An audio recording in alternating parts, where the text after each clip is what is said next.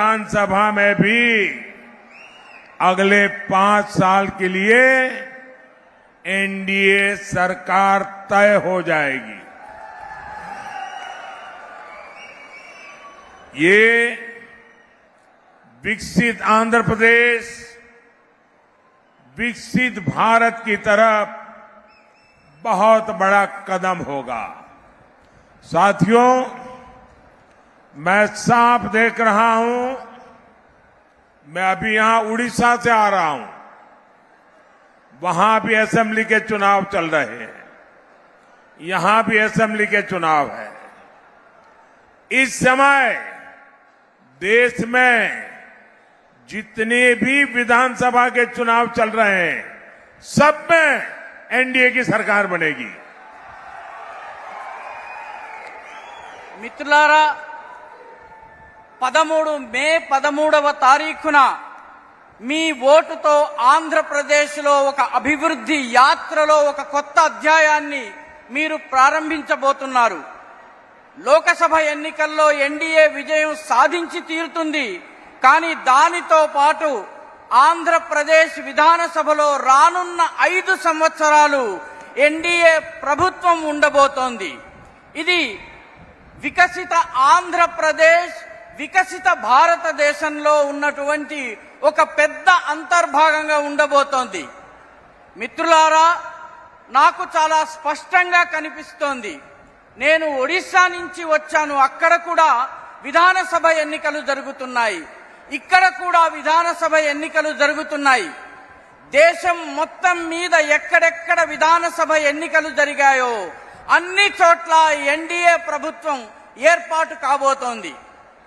साथियों, इस चुनाव में एक और कांग्रेस पार्टी है और दूसरी ओर वाईएसआर कांग्रेस है।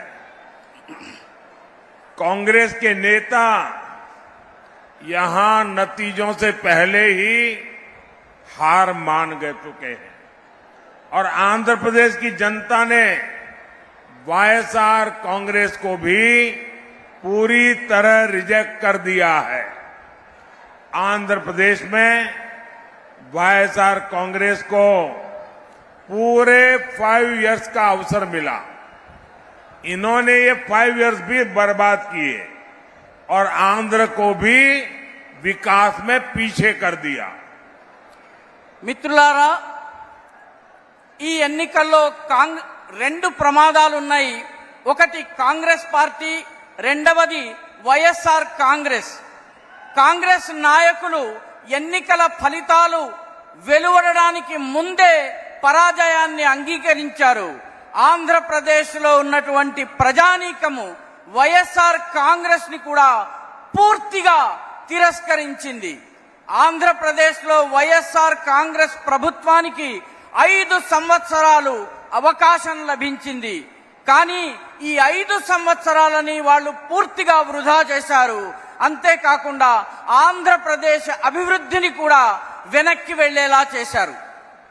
साथियों, जब चंद्रबाबू जी की सरकार थी तब ये राज्य विकास के टॉप पर था, लेकिन वाईएसआर कांग्रेस ने यहां विकास की गाड़ी को पटरी से उतार दिया।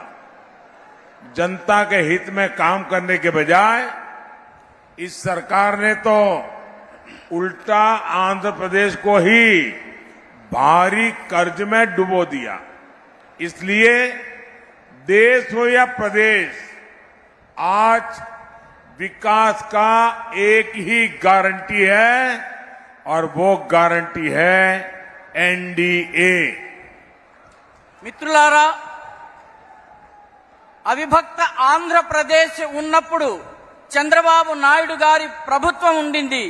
ఆ ప్రభుత్వము అభివృద్ధిలో ఈ రాష్ట్రాన్ని అన్నిటికన్నా పైన టాప్ కి తీసుకువెళ్ళింది. కానీ రాష్ట్రం ఏర్పాటైన తరువాత వైఎస్ఆర్ కాంగ్రెస్ ఈ అభివృద్ధి రథం ఏదైతే ఉందో దాన్ని పట్టాలు తప్పించింది.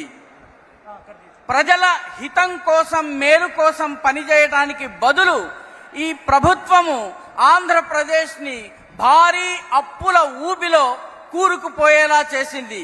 కాబట్టి దేశమై